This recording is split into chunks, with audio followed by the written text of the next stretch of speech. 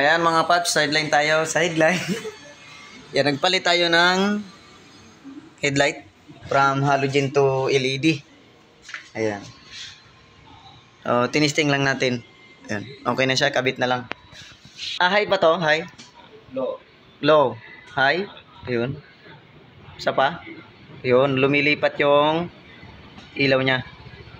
Okay. Kabit na natin mga paps. Ang testing mamayang gabi para kita ang patama. Yeah, boy. Ayan mga paps, kabit na natin. Ito muna unahin natin. Ayan, para kita. Bubukahin nyo lang to. Ganyan buka. Hindi nakabuka na. Tapos, pasok nyo tong plastic. So, may butas yan dyan. May mga markings na ganun dapat ang ano niya. Ayan o. Ayan. Kita nyo naman maawang, di ba? Ganyan. So, pag na ganyan na, na-fix mo na, ilalak mo na tong kanyang ano, tuser na spring. Itulak papasok, kabig pababa, nandun kasi baba ang lock. Ayan na, nakalak na. Tapos, saka nyo na ito ilalagay. Pero bago to, lagay nyo muna yung rubber cover. Ayan.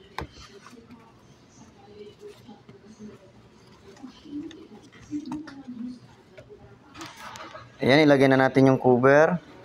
Pwede na natin siya ipasok sa loob. Ayan. Ayan, ayan, ayan. Ayan. Pag napasok nyo na sa loob, silipin nyo dito sa labas. Ayan. Ayan, silip. Kita ba? Ayan, silipin nyo dito sa labas. Yung ilaw. Ayan, dahan-dahan. Hanggang sa mapasok na lahat. Okay na. Pipihitin nyo. Pag pinihit nyo, yung pinakang payong-payong, kung tawagin yung cover, sa taas. Ayan. Para, sabi pa nga, gumana yung high and low. Pag ganyan kasi, ang ilaw niyan, papunta ron, papunta rito. Ang ilaw niya papunta rito, papunta ron. Ibig sabihin, pag ganun, ang ilaw niya, pantay. Kaliwat kanan meron. Pag pinihit mo naman yan patagilid, pag ganire, ang ilaw niyan, ang bato pataas, papuntang langit, saka yung bangga dito, papunta sa baba. Kaya yung standard talaga nakaganyan. Para yung ilaw niya, kaliwat kanan, pantay. Okay. Ano yung pinipihit yan? Ito sir, yung ano lang, body lang nung ano. Ito lang. Ito lang to? Oo, ito lang. Itong body lang naman. Nakapix naman yung rubber niya. Okay, testing! Yan, yan, sir. Hit. Yan. Ang pag ganyan naman, sir, ang ilaw niya, punta dito sa mukha ko, saka yung isa ay papunta ron. Parang, pag ano, ang ilaw niya. Yan. Diba? Pag ganun ang ilaw niya. Pag pinantay mo naman siya, low po yan. Ayan, pantay natin. Yan. Sige po. Tingnan natin yung tama ng ilaw. High. O yun, high na ka. Naka-high. Nandito yung ilaw sa taas eh. Low. O nasa baba. Ayos. Isa. Check natin yung isa. Ano pa yan sir? Ito? Low. Low. O nasa baba. High. Yun, tumaas siya. Ito. Okay na. Medyo iharap lang natin ang gitna para medyo ano eh. Yan. Yan, high, okay. Low, high, low, high. Hilo, high. Okay na mga paps. Next, pag light. So, wala daw siyang pag light. Ito. Walang ilaw to, sir? May kumbili yan, walang ilaw pa rin. Wiring na. Binubuhay mo sir. Check natin sa kabila. So wala talaga. So check natin yan. Let's go. Mga paps, natapos na natin yung headlight. So pag na naman tayo. Ayan, wala daw ilaw parehas. Baka pundi lahat or wiring. Ayan, pero posible naman kung pundi parehas eh. Ayan, isa lang. Depende. Okay. Check natin. Let's go. Ayan mga paps, nandito nga tayo sa ilalim. Pipihitin nyo lang to hanggang sa matanggal sa lock nya. Yon. Ayan, pipihitin nyo lang to. So, natanggal na. Ayan mga paps, gumagana pa yung ating tinis natin. Ayan mga paps, sinanap nga natin sa fog light. Fog light. Fog light ay ikalwa sa kanan galing itaas, 15 amperes. So ayan. Ikalwa sa kanan, sa baba, ito 15 amperes na to. Huhugutin natin yan. Yan, hugutin natin to 15 amperes.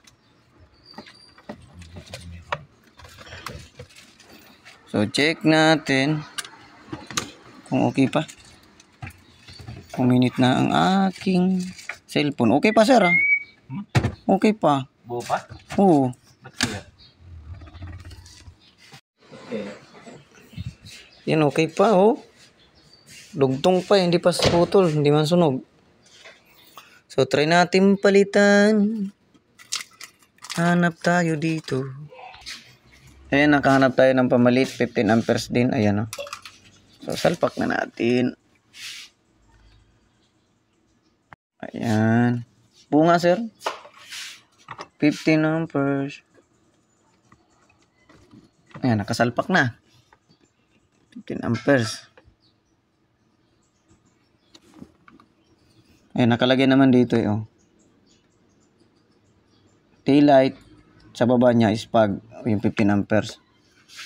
7.5 amperes naman yung taas. So, nakalagay 5.2. Ayan mga paps, nahuli na natin yung problema. So, ito yung relay ng kanyang fog light. Ito yung fuse, galing battery. So, yung pinalta natin 15 amperes, yun ay relay, fuse para sa command. So, ang magbibigay pa rin ng kuryente is yung relay. Kasi, oh, may fuse papunta sa positive battery. Ito yung kaputol niya, oh. Natunaw na. So, naputol. So, wala na talagang connection. Ibig sabihin, yung nagkukuman dito, okay pa. Pag ito, sir, tumunog, pag binuhay mo yung pag mo, try natin, sir. Alin? Yung pagbuhay no po. Yan, papakinggan natin to. Buhay ito eh. Yun. Buhay ito eh. Yun. Yan. Lumagatik. Ibig sabihin, okay pa yung ating Meron pa. relay. So, ang bumigay lang talaga yung fuse housing sa sobrang init, natunaw. So, para dito masunog, ang gawin nyo mga paps, kung sabihin natin to ay 30 amperes, gawa kayong dalawa. Hatiin yung tig 15. Kasi hindi naman talaga siya shorted. Kasi kung shorted, naputol na to eh. To hindi pa putol, oh. Dito siya naputol sa umido, nag-umido na. Uminit, natunaw. Ngayon, pag umiinit, hindi kaya ng fuse nyo pagdalawahin nyo. Pero wag yung doblehin yung amperes. Kung 30 amperes o 25 amperes, hatiin nyo, gawin yung 10 amperes, dalawa. Pero dalawang housing. Para hindi mahirapan. So, yun ang problema nito mga paps. Repair tayo. Ayan mga paps, sa pinaltan natin, nagkabit tayo ng dalawang housing pero same amperes. Dinivide to ko lang. Double fuse housing pero same amperes. Divide to. Ayan.